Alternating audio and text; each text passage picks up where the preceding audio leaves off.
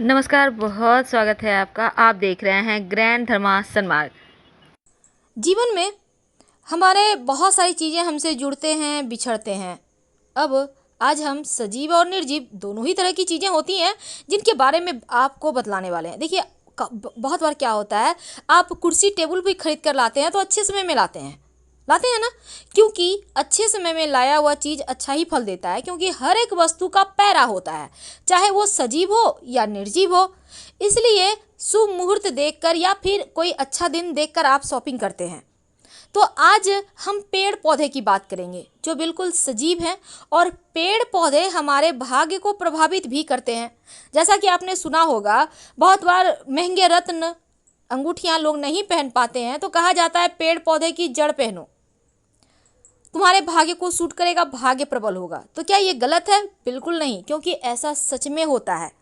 तो आज हम जो आपको बताने वाले हैं वो बहुत ही सिंपल है, आपको अपने घर में मिल जाएगा और इसका प्रयोग आपको जीवन में खूब तरक्की भी दिलाएगा। अदरक। हाँ दोस्तों, हम बात करें अदरक की, लेकिन उसके पहले कि हम आपको प्रयोग बताएं, एक बात आपके लिए जानना अति आवश्यक है।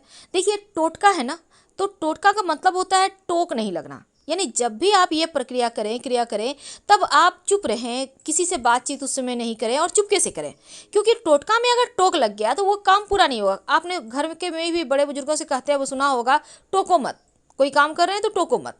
इसका मतलब भी यही होता है कि टोकिए मत, बोलिए मत, काम पूरा होने दीजिए, फिर उसका रिजल्ट देखिए, फिर आपका काम बोलेगा। तो अदरक की बात कर रहे हैं। अदरक आपके घर में है? नहीं है तो मंगा लें, क्योंकि अदरक को माँ लक्ष्मी का स्वरूप माना जाता है। ऐसा मान्यता है जिस घर में अदरक होता है उस घर में धन की कमी नहीं होती। और अगर आपके घर में अदरक है और उससे पेड़ निकल आए तो बड़े ही भाग्यवान हैं आप, क्योंकि अदरक से पेड़ निकलना भी आपके जीवन में तरक्की की सूचनाएं लेकर आता है। तो एक छोटा सा प्रयोग बताएंगे। अदरक को आप, वैसे तो ये प्रयोग आप किसी भी दिन कर सकते हैं, पर शनिवार का दिन चुन लें, मंगलवार का दिन चुन लें तो ज़्यादा अच्छा है।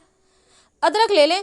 अदरक का आप स्लाइस काटें। किधर से काटेंगे? जिधर से अदरक में अंकुर निकला है, जिससे पेड़ निकलता है, उधर से ही काटें। अंकुर को रहने दें, थोड़ा सा छोड़कर आप काटिए। अब अंकुर वाले हिस्से में किसी भी चीज़ की, नुकीली चीज़ की मदद से आप कमल का पुष्प या फिर स्टार बना दें। अपनी मन की इच्छा बोलें। सारा जादू यहीं छिपा है। ये जो आपने अंकुर वाला हिस्सा काटा है ना, उसी में अदरक के स्लाइस लेनी है, जितनी मनोकामना उतनी स्लाइस।